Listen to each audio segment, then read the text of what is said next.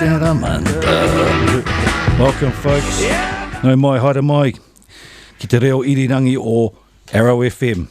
This is another episode of Tribal Nations Radio, Tribal Nations Tūpoko Radio. I'm Clint. I think I'm the Kaitiaki for our region for one more week. Kaitiaki for one more week here on the Tūpoko whānau Tribal Nations MC. And I'd like to welcome my guests in the studio this evening, Brother Chris Ingle. Welcome, brother. Thank you, bro. Kia ora, everyone. Our brother Matt Shackleton. Welcome, bro. Cheer, brother. And my wife Charlene. Welcome, darling. Kia ora, everybody. Yes, folks, back on the air, another week. Thank you, brother Matt, for running the show last week. Thanks. There was a bit of an issue. Obviously, I only cut halfway of it, so sadly, so I must have done something wrong. Must have done something wrong, bro. Oh, well, so it goes. Oh, well. Can't get it right all the time. We're only learning. We're only amateurs, Can't be folks. perfect all the time. Yeah. You know? Takes practice. So, please forgive us our amateur style out there, folks. Anyway, we're members of Tribal Nations MC. We're on the radio to promote wellbeing issues and issues that interest us as motorbike riders. MC, Motorcycle Community, that's what that stands for. And we're members of a motorcycle community that is interested in raising awareness against teenage suicide and right of respect, kaupapa. And those are two things that we are going to talk about this evening. We're also going to talk about being nice to each other and respectful relationships, and that's another part of the TNMC kaupapa is about white ribbon and respectful relationships and that type of kaupapa. So we're looking forward to bringing the Rats kaupapa to the motu and the right of respect kaupapa. Right of respect is about raising money for RSAs and acknowledging the contribution of the servicemen over the years. It was a kaupapa that has been brought to New Zealand, Aotearoa, from England, from the UK, from a group of riders, Widows Sons MC, who brought that kaupapa over here. And Tribal Nations MC have taken up the kaupapa with heart. So the first right of respect kaupapa is actually this weekend down in Otago. There's a right of respect, and then next weekend there's going to be another right of respect in Nelson, hopefully. Yes, hopefully. Given the way that the community's in, the situation the community's in with this COVID business, the outlook is very unknown at this point in time. So there could be a possibility that event could be postponed. We're not looking forward to that happening because we've got our ferry tickets booked and our accommodations. So we'll be losing. Well, I'd like to say thank you, Clint, because you told me to buy the flexi one. Yeah. You I was going to buy the normal one, but you said no, buy the flexi because you don't know what's going to happen. Look, it's happening. Yeah. So thank you. I don't think we've got the flexi though. We've got the flexi. So the flexi saver deal. What one was that, bro? Was it? That was for Rats in Bluebridge. November. Yeah, that that's was the Bluebridge. red one in November. Yeah. Okay. And I'm talking about next weekend. With the right of respect. Yeah, but you're right. The flexi sale gives you that opportunity to have full refund or transfer your sailing for free. Yeah. No penalty. No penalty at all. That's a good one. That's why I did do it. And when you said that, I was like, oh, I should actually. Because usually I just wing it. Yep. With everything. I've done it most of my life with plane tickets to train tickets to anything really. It's pretty bad. And don't go to Thailand without insurance, guys. I'm staring at the camera right now. Good advice. It will save you in the long run. And the flexi saver. Did you get the 30% off?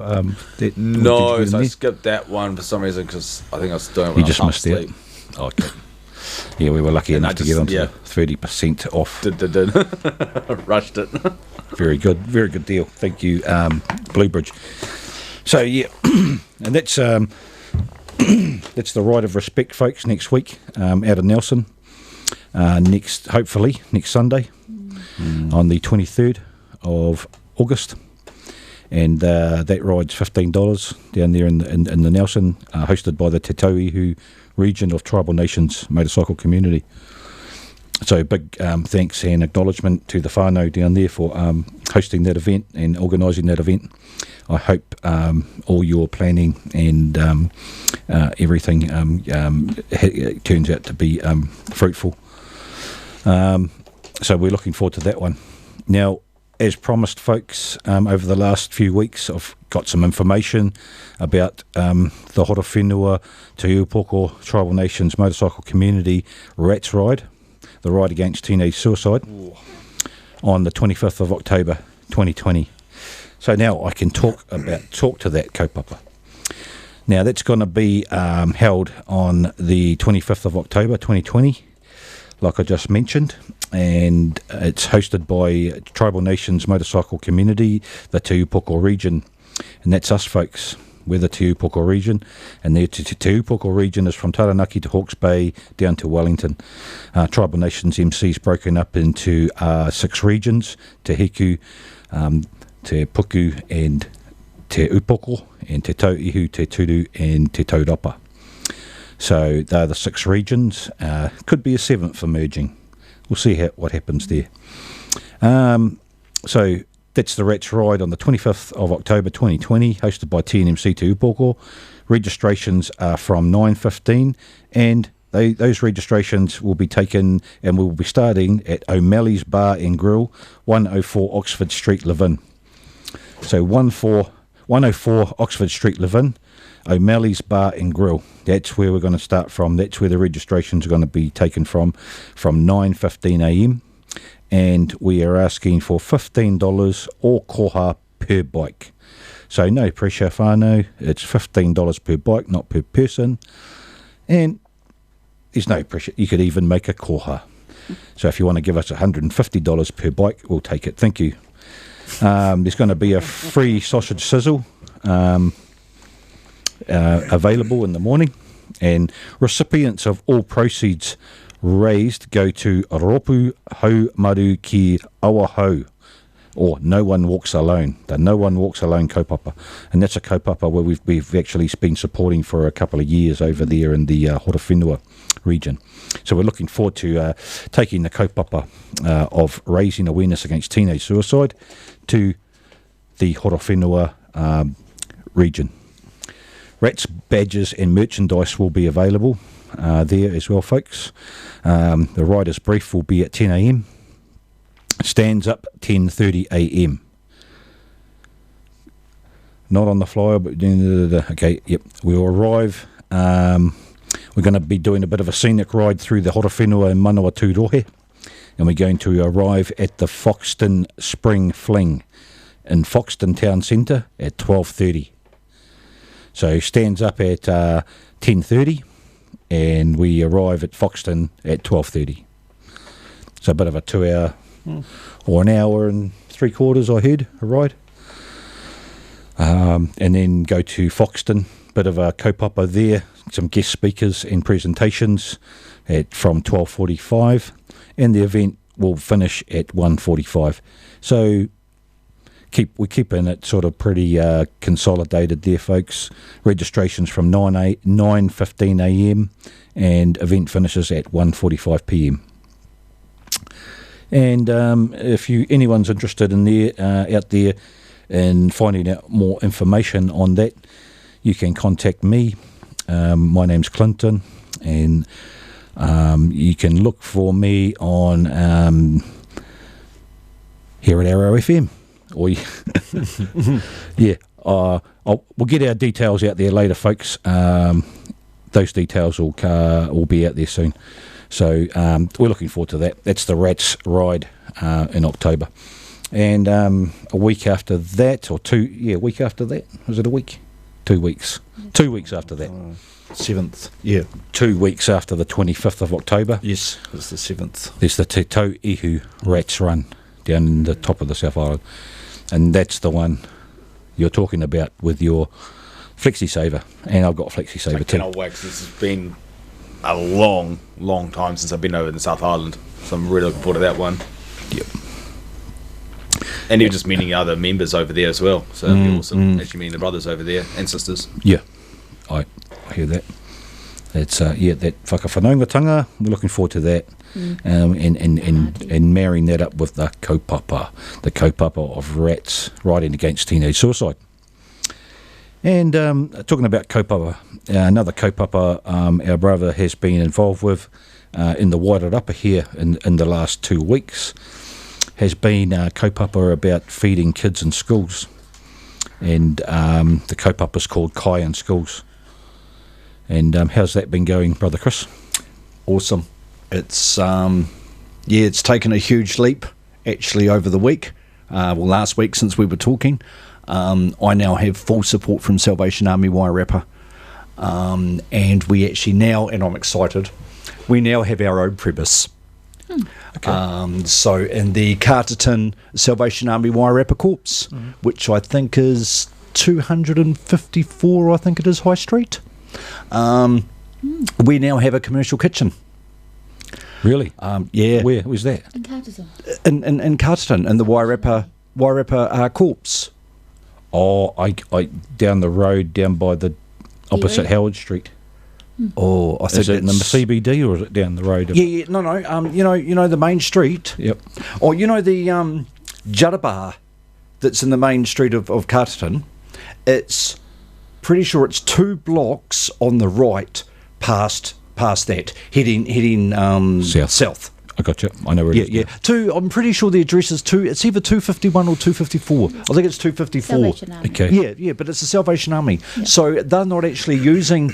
They only use that church once a month now, and they only use the building very seldom. They're down there once a week. They used to run the food bank out of that building, but now there's another food bank, so they've amalgamated. And so, basically they have a fully equipped kitchen sitting there doing nothing.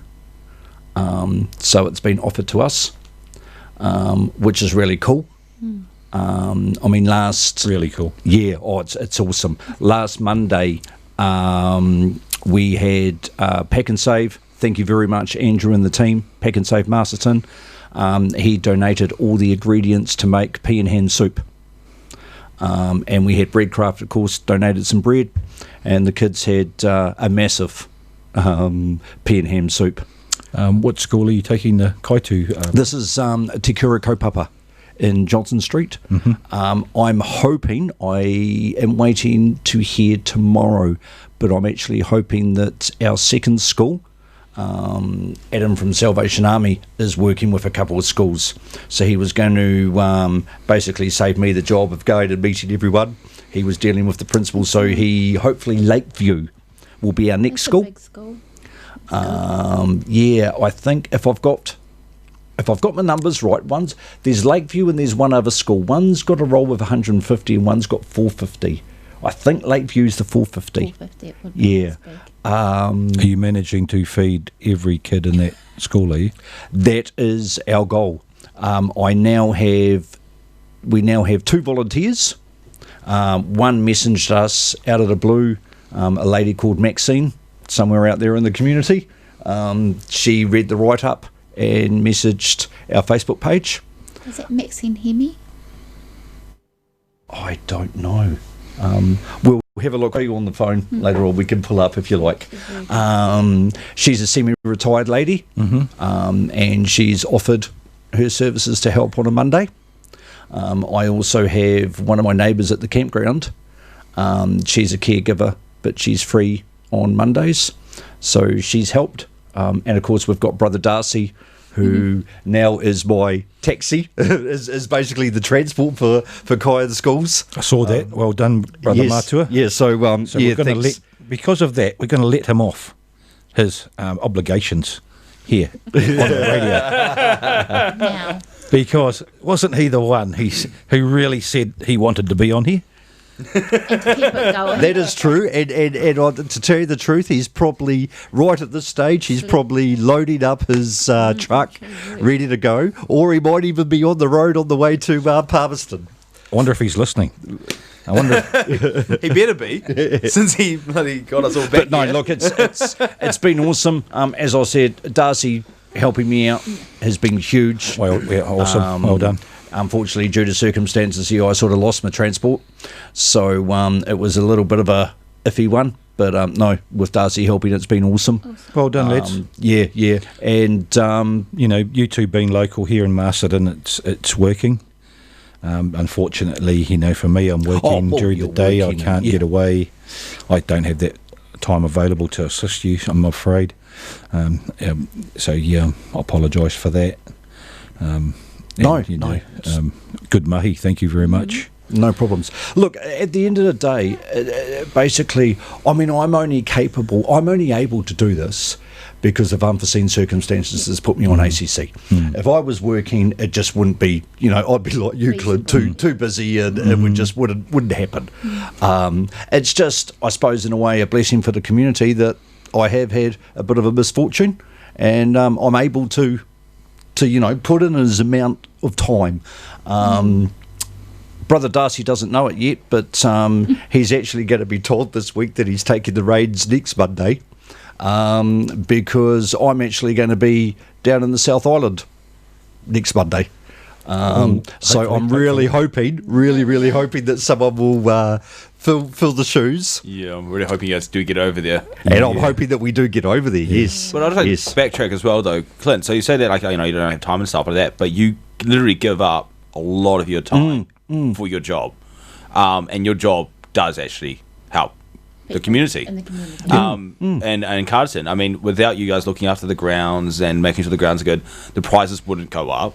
The town wouldn't be as beautiful as it is. Businesses wouldn't flourish. So you actually give a lot to the community, probably even without realising it. And then your partner, on the other hand, does a lot for the community as well, being a support worker. So, you say you don't have time, but yet you already do a lot. So that is rewarding, brother. Doing positive things for our community is very, very rewarding. But in saying that, I get paid to do that. That's my job. I'm in saying that, we're talking about volunteers with Carterton. I have to acknowledge 100%. the support that I have and our community has with our volunteer groups in Carterton. And I'd just like to plug KCBG here on the radio, taking the opportunity. We're talking about volunteers and what people do for our community. And KCBG, the Keep Carterton Beautiful group, are a group of elderly citizens who have mostly heritage families, European settler families, who have been, their families have been in Carterton since the late 1800s, and those families, those people, those descendants take pride, have got a pride and ownership in the town, and they really take pride in having the town looking presentable, and they've got standards themselves, and they want to maintain those. I have a very positive working relationship with that group. That's good. And we work together symbiotically to achieve positive outcomes for our community.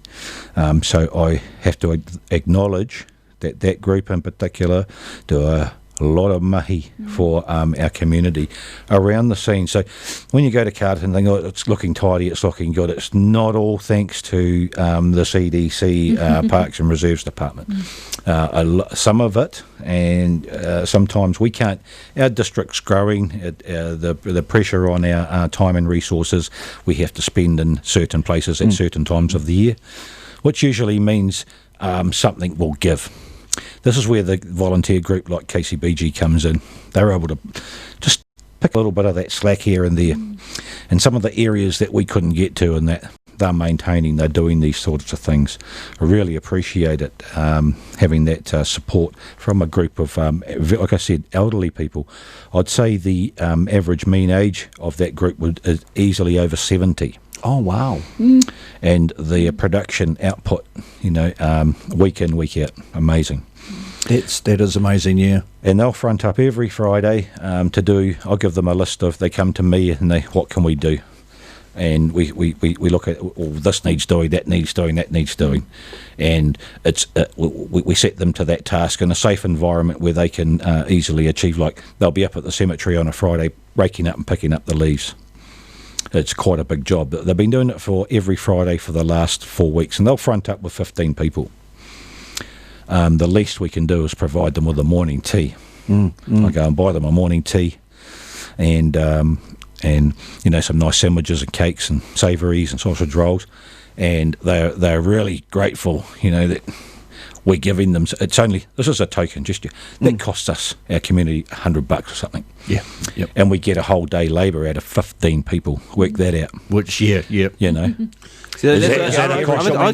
what a massive minimum cost benefit. I really like to jump on top of this. So you know, and you see it all the time. So basically, and throughout, you know, especially for humans and stuff, if you acknowledge good behaviour with, you know, treats and stuff like that, you get good behaviour. You get good mahi because they feel appreciated. If you treat them like just every Joe blows, whatever, don't really care the work you do and stuff, it's going to die pretty fast because they don't feel respected. They don't feel like they're making a difference. So, and that's a perfect point. So, you know, and especially in today's society, you know, if you act nice and do respect the next person, you're going to get more beneficial out of it for yourself and for the other person than just being nasty. Totally. And I think that's a beautiful example right there of you bringing cakes and stuff, saying we appreciate all your hard work, we appreciate your mahi and everything you're doing for the community. It might only cost you $100, but to them that probably costs about $1 million, because it's just that respect, that pride that they get, and that feeling of the community acknowledges them from that simple gesture. It's amazing. Yeah. And I'd just like to say, I mean, it's no gesture is too small. You know, I walked out of the kitchen at the school on Monday morning, and two kids were standing there by the door, and they went, "Goodbye, mister, thank you very much for feeding us." Now, I walked away and it was like, wow, someone could have just given me $100. You know, that's how it made me feel. These two little kids were standing there and they were just like, "Thank you, mister." Wow. You know, and that made my day. That actually keeps me going in a way. Yep. You know, and I think it's very important to acknowledge the work, big or small, that people do, or the effort that people do. You know, they could be having a real bad day, and you could rock up and give them a sandwich. They might not have eaten for 24 hours because they've been too tired to cook or whatever. You give them a sandwich. That's, you know, to you, that's nothing. To them, you might as well have just told them that they've won lotto. You know, it's, and I think that's a key thing to 50 remember. million, right? yeah, 50 million. I think that's a real key thing to remember out there, folks. Is, you know, it's the small things that mean the most sometimes.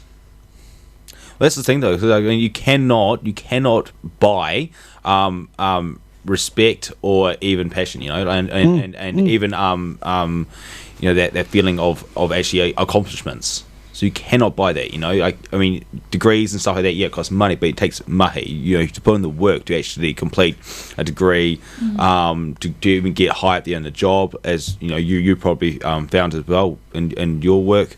You know, you put in the work, you get the rewards at the end, going through the ladder of success. And so, you know, but feeling accomplishments and feeling respect, you can't buy it.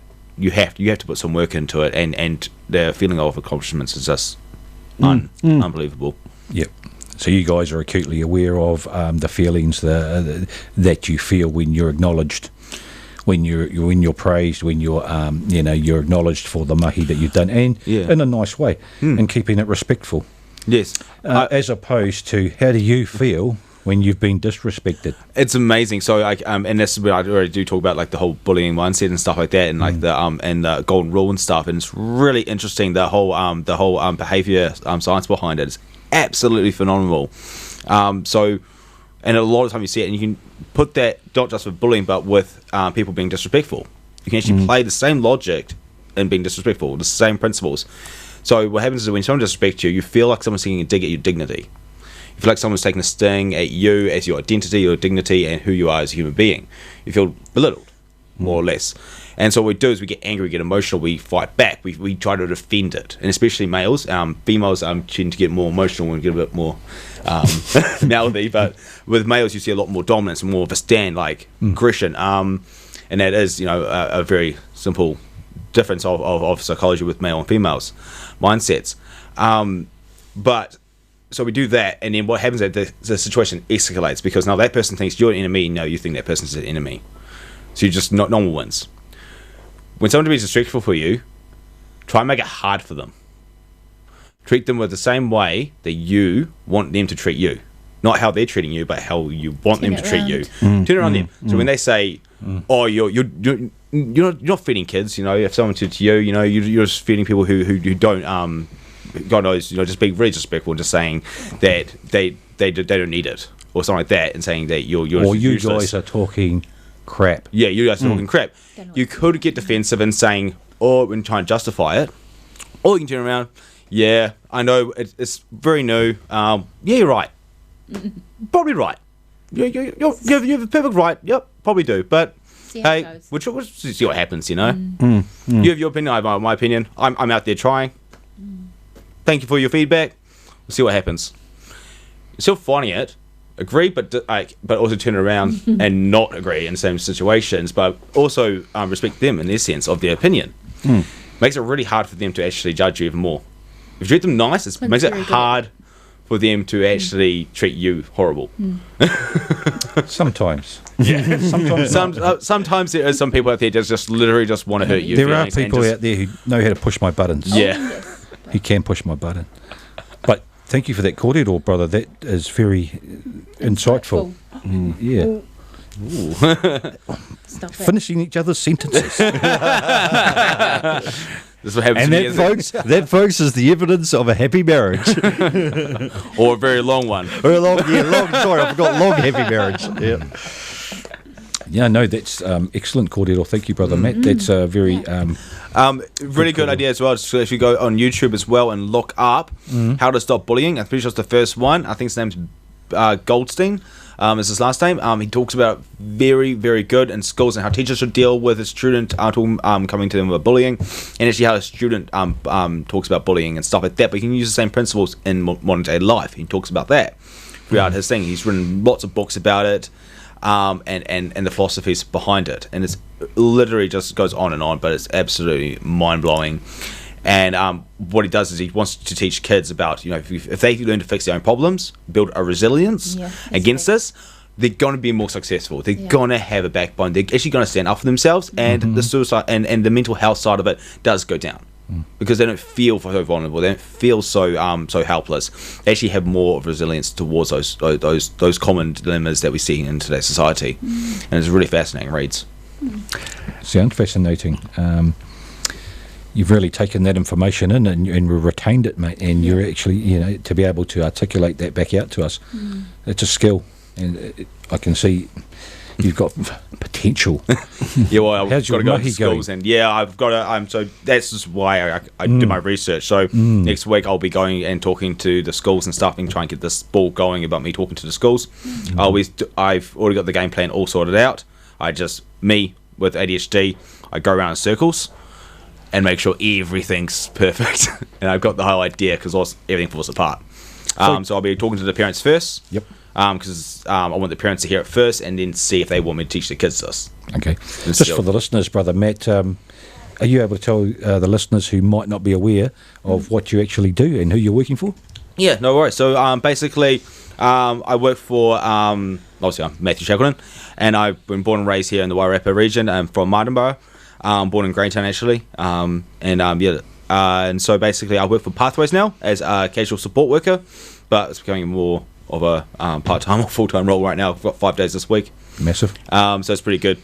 And basically what we do is Pathways is in the industry of mental health and addictions. So we have places where people can detox and come off and get their lives back on and try to stop substance abuse. It can be alcohol, it can be opiates, it can be anything. It can even be painkillers, anything can have addiction. And especially if you look at philosophy, I mean, it just goes on, and one that's a lot of people don't talk about, they do talk about now in psychology, is actually addiction to pain as well. But we're going to go over that after in a few next time or something. But the pain one's very fascinating actually, and how we can actually get addicted to pain. Right. Because we associate that with actually a sense of identity. Okay. When it comes too long. So when you live with a depression or anxiety and stuff, it becomes who you are, and then you just feel like you can't let it go because it becomes a sense of identity.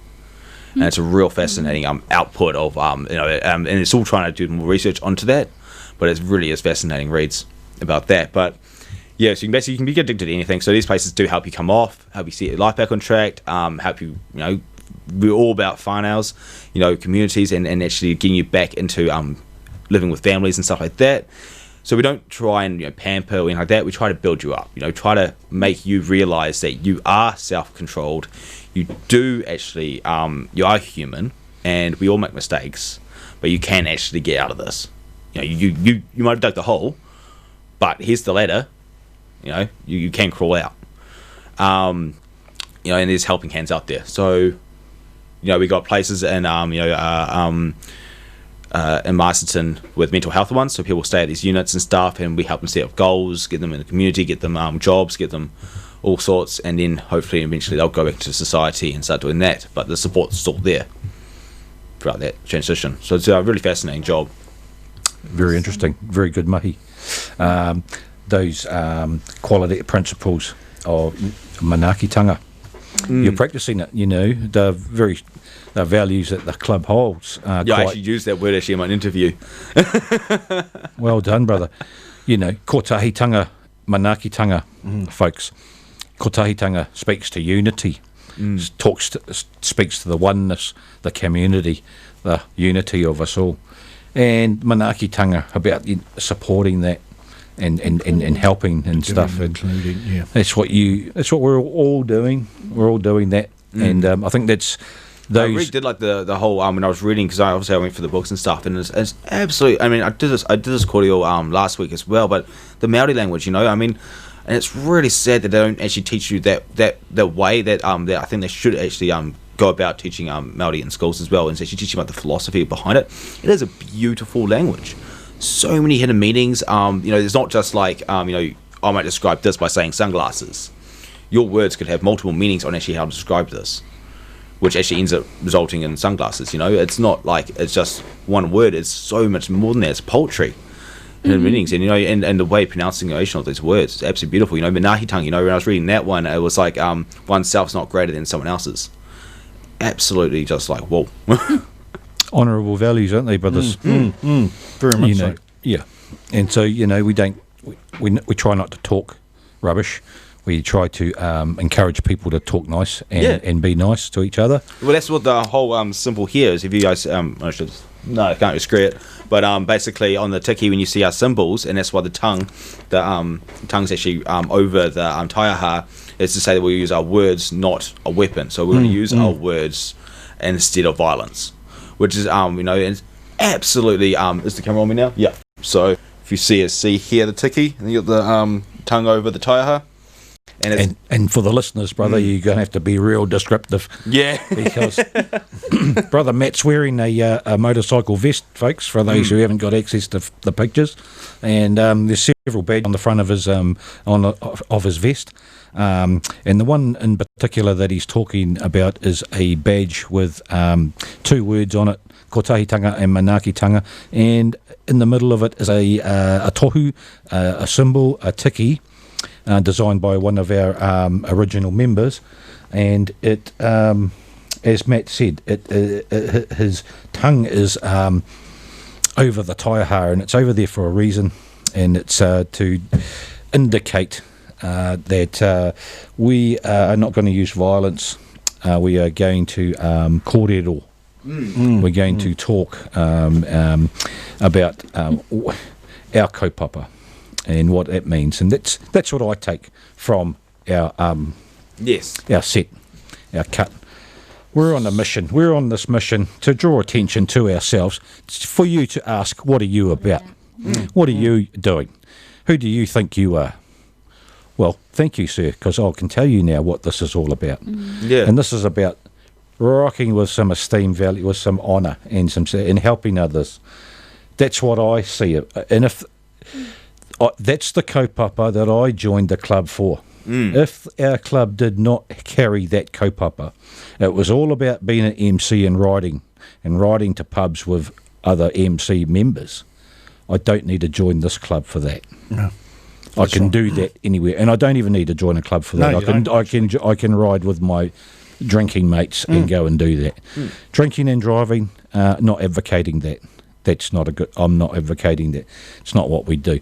But sometimes we go to an establishment and might have a cup of coffee or a lemonade and raspberry or whatever. Some of us don't drink. Yeah. Some of us Well, don't. some of us, I mean, 1 2 is not going to hurt you. I mean, it's 4%.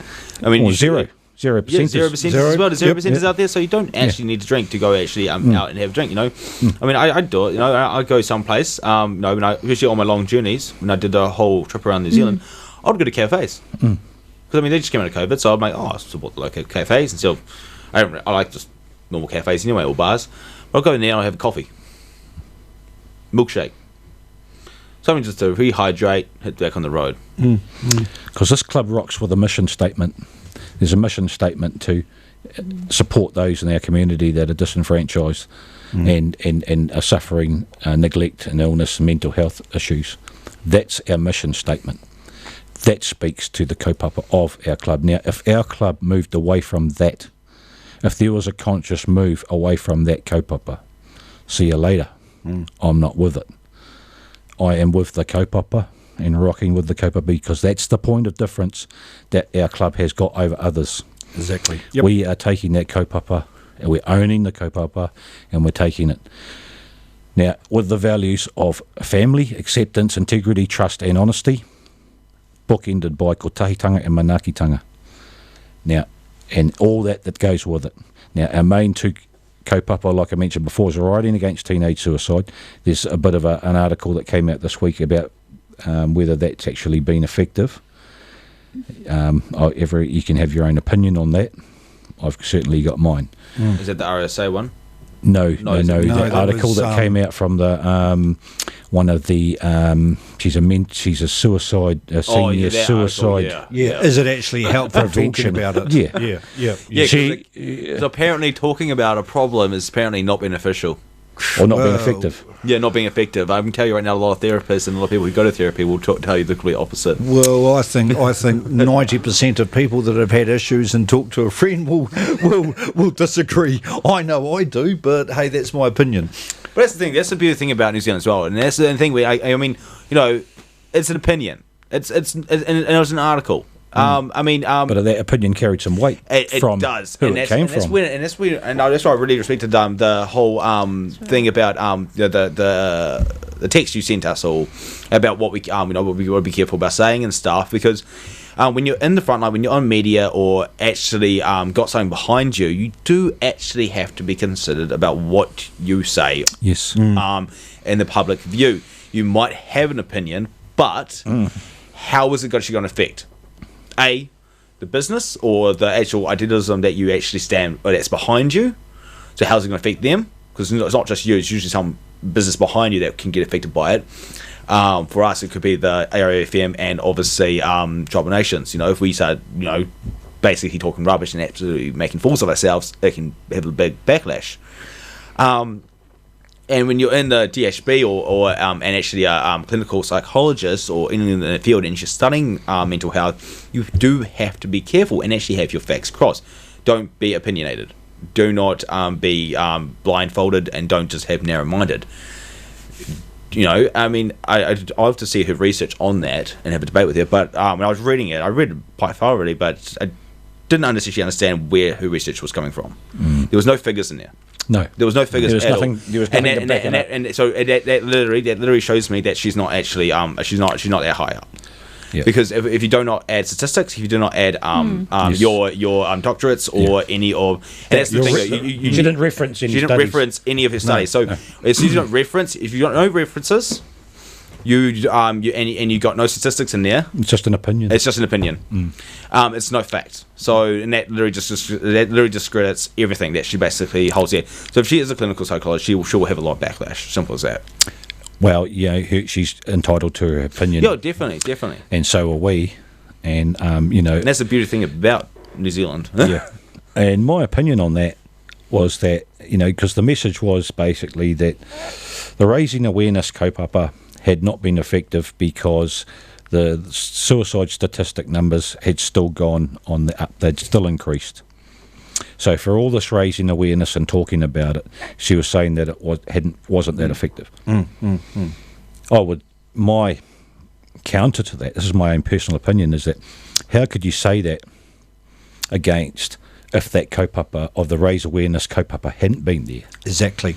Where would the numbers have been today? See, there's no evidence Yes. on numbers for, basically including the kaupapa, or numbers if, my own personal opinion, I think the numbers would probably doubled. If there No, I was just about to actually jump in there, but no. So the funny thing is about and especially about that argument saying that it's gone up. No, so it hasn't actually gone up. It actually, you'll find it gone down. So what happened was that basically in the late 1800s or even in the 2000s, when they started making these documents, not a lot of them were reported as suicides. Yeah. They were recorded as attempts or not actually, or maybe, but more of a homicide or accidental death or something like that. They really did try to sugarcoat the whole suicide awareness, and so a lot of those cases did get shoved to the side or unknown, or the bodies just were never found until 2 years later. So as the data improved, So the data, and that's what we see in history. Guess what? Perpetual. Technology, data, more planning involved of keeping records. That all got better in the 2000s, and within the 2000s until 2000, and that's 20 years now. Since the 2000s, when that whole procedures have gotten a lot better, we're getting better at recording, getting better at identifying the actual causes of death, what poisons and stuff. Was that actually accidental or was that actually on purpose? When it comes to poisons, and all those things, or car crashes. Someone drives into a river. Oh, that must be accidental. Was it? Because now they can actually tell you if they braked or not. They didn't look into that in the 1800s. I can tell you right now. Now they do. They look at your brake patterns. Cars can actually tell you now. Some of those new flash cars can actually tell you what actually happened. they've got like a black So box on there's them. all these different things that are coming out. So yeah, it might look like it's gone up, but realistically, you're actually just getting a more solid accuracy number, which is actually good because that means we can actually go off these actual figures. And as we talk about statistics, where they actually can be quite dead on, which is good because that gives us something to work for. Look, see, and then we can actually find out if it is helping. And I can tell the folks out there too that the RATS kaupapa, the Raise Awareness Against Teenage Suicide kaupapa, actually came from concerned whānaus who had been not too concerned about the so-called or the statistics or the data. They were directly impacted by suicide in the whānau. That's right. Yep. Within the whānau, direct, like very close, and it was, and it seemed to be repeating. There seemed to be, to them, it became an unacceptable scenario that it was just reoccurring in small communities in the same whānaus over and over and over again. And this was before anything was being said about it. Remember, there was a time when it was taboo. It was tapu. You didn't talk about it because, you don't talk about it, there might be copycat. There might be people, da-da-da-da-da. You're not depressed, you're just soft. It was a really big one. So that kaupapa came about through Kahui Niho from Waikato DHB and the Super Māori fellas combining, bringing the kaupapa to the motu, which tribal nations have now adopted. We're not the only group who's doing this. There's other groups, but I will have to say tribal nations is the most consistent. And with doing the kaupapa, we're out there regularly promoting it and raising awareness and keeping the rides, every year. So we're taking it seriously, and we use these rides to raise awareness, to try and encourage people to talk, to raise some pūtea for basically NGOs and other support groups who support people with problems. That's what we're trying to do. That's the RATS kaupapa. I'd just like to mention, folks out there, if there's anyone struggling or you need to talk, we encourage people to talk. That's what we're on here for. We're not out there riding to end suicide. We're not out there to try and counsel people, because we're not counsellors. We're only motorcycle riders. Some of us have had some training. If there's a cause, we bring the noise. Yeah. That's about what we're doing is basically all we can do, and advise people to and getting it more public knowledge about talking about it. So the more encourage people to talk, and that's what I see. I mean, like I said, we're not counsellors. I mean, I might be going and go heading through that way psychology and stuff like that. And I might be become that area, but it doesn't mean that and that's a whole different area. Yeah. But as what we stand for as a club, we talk about virtues. We really do try and actually show those virtues and values, and how much we cherish the values and how we cherish each other, and show that in the community. And then also, if there's a cause, we bring the noise. So we're getting more people talking about. So this radio, people listening. We're not telling them how to fix their problems. We're just giving them something to think about and talk about. So they go away, they talk about it. And we always promote, folks, the number 1737 on here. And we always recommend that you always go see clinical advice. Because in the day is you should. So 1737, folks, is a free number. It's free to text. You can get help there. There's trained counsellors 24/7 available on the end of that line. That's the message we're getting out there on this radio station, is to encourage people to talk and encourage people to reach out. That's the message we've been getting out there. And it was interesting that chorded, or the opinion that came from that angle, that said that wasn't, it was questioning the validity of that. But in the day, is anything that this is to do with you can always find people who try to make a stigma at something, or turn something into a political gain. Okay, the numbers are still going up. Yeah. Yep. Okay, that might be a fact. But I also say, if our kaupapa and our encouragement can save one life, isn't that enough? Yeah. Exactly. And one life. But also, what about the support for the whānau that have been affected? Some of our members are actually being directly, like you said, directly involved or affected.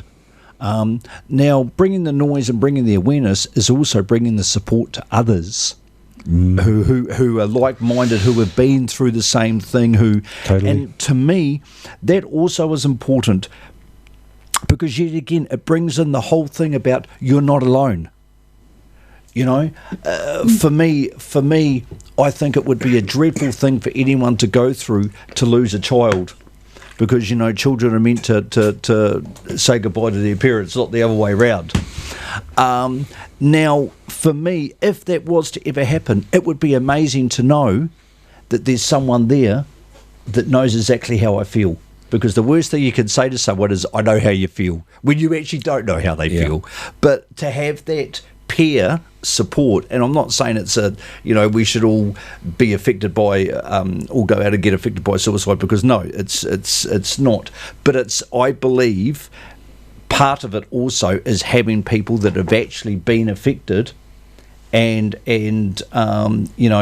can actually are strong enough in themselves to try and make a difference by being there for people who also have been affected. Yeah. You know, that's another angle of it. And I do know for a fact that some of our members have directly been involved, you know. Yeah. So that situation's brought a lot of people to Tribal Nations. Yeah, to rats, yes. What I've observed, folks, over the time that I've been involved with this kaupapa is some people, it just flies right over their head. They don't get it. They don't understand it. It doesn't affect them. They've never experienced the mamai, the hurt of having that. It's not, what I've observed is when that happens, unfortunately, to some people, all of a sudden then the coin had dropped and they see what we're doing.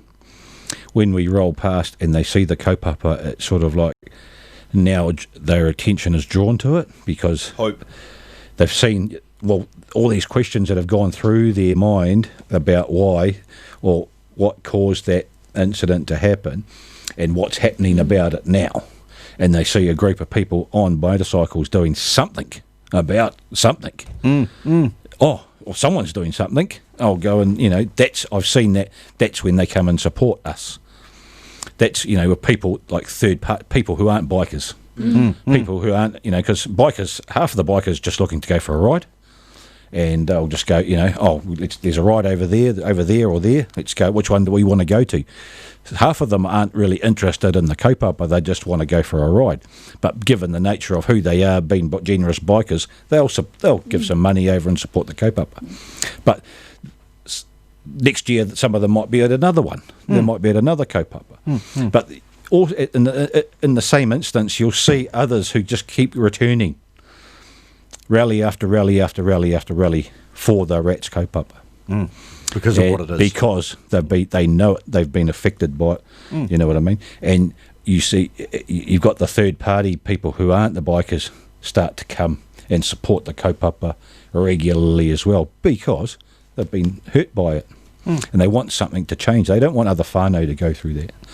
So that's what brought us as motorcyclists and Tribal Nations MCs to the Rats kaupapa. That mamae, that hurt from the whānaus. And the whānaus had had enough because it hadn't been talked about. So we will continue to roll with the kaupapa and promote it. And to promote and raising awareness. And that's what we're trying to do. We're trying to encourage people to talk. And to folks out there in the current climate with what's going on in the community with the COVID situation, I will encourage people to be honest with themselves. When someone asks you, how you going, bro? The default response is usually, cool, sweet, I'm okay. Really? Are you really okay? Because I think at the moment a lot of people are actually suffering a little bit of anxiety. Four teenage suicides already. Pardon? We had 4 teenage suicides, so under 18, or 18 years or under suicides in the North Island already. Already since when? There was 2 weeks ago, I think there was 2. And then a month ago there was another 2 in that bracket.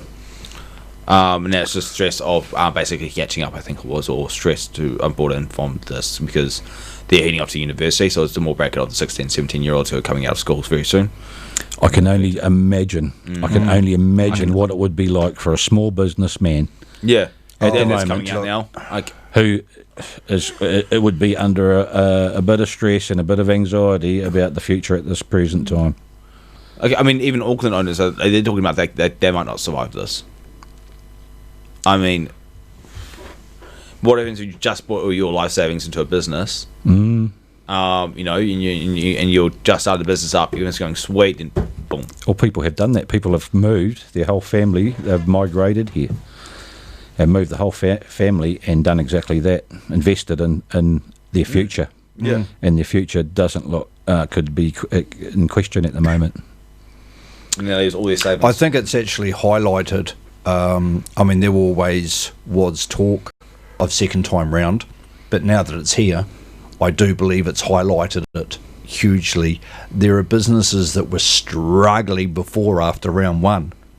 You know, now that Auckland's basically faced round two, my heart deeply goes out to a lot of the small-time business owners at the moment, because there's a lot of them that I don't believe they're going to come back.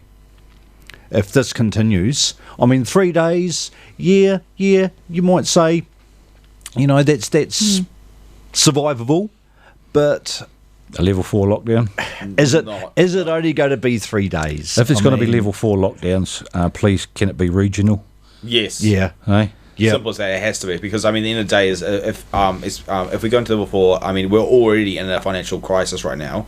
Already are, and anyone that says differently is they need to look at the figures, because we're in massive debt. We just got out of World War II debt.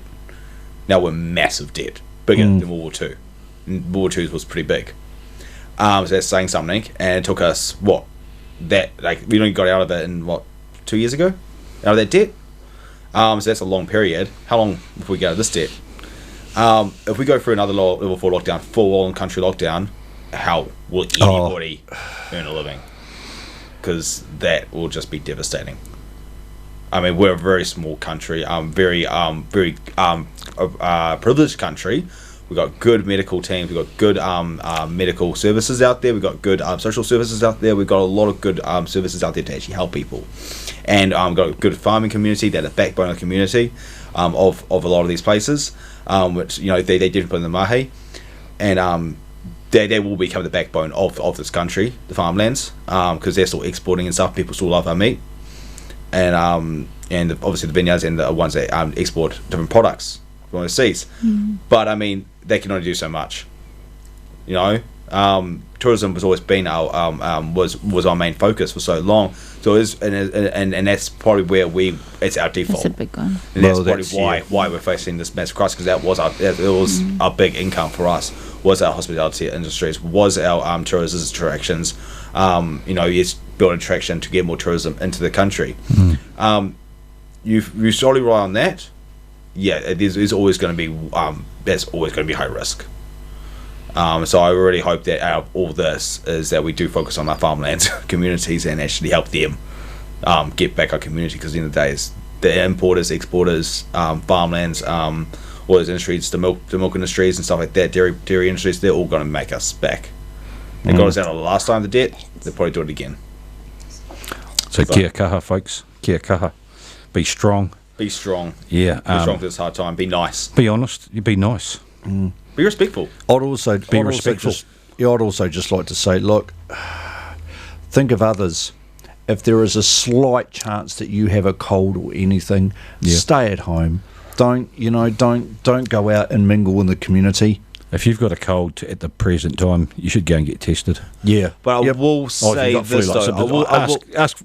Go and seek professional medical advice. I will say this, though, just because I obviously and I will say this, though. So yes, 100%. If you have like a massively sore throat, you're coughing, you say you have been to Rotorua in the last 2 weeks, go get tested. 100%. Definitely go get tested. If you have no symptoms at all, please don't freak out and go get tested. They are under stressed. They are getting backed up, which means results aren't getting pushed through fast enough, and it just puts more and more stress. So if you actually don't need to get tested because then you're just freaking out, just take a step back, breathe, because I think people are getting that advice anyway, aren't they, brother, when they go to the clinics? But Auckland and stuff like that, it's just even places in Wellington right now and stuff like that, and even Martinborough just had a massive swamp. I mean, like that was like what? Like you got no symptoms. It was amazing, actually. I was walking down the street of Masterton, and it was amazing how many people were carrying around literally boxes. One lady walked out of a shop with 4 boxes of masks.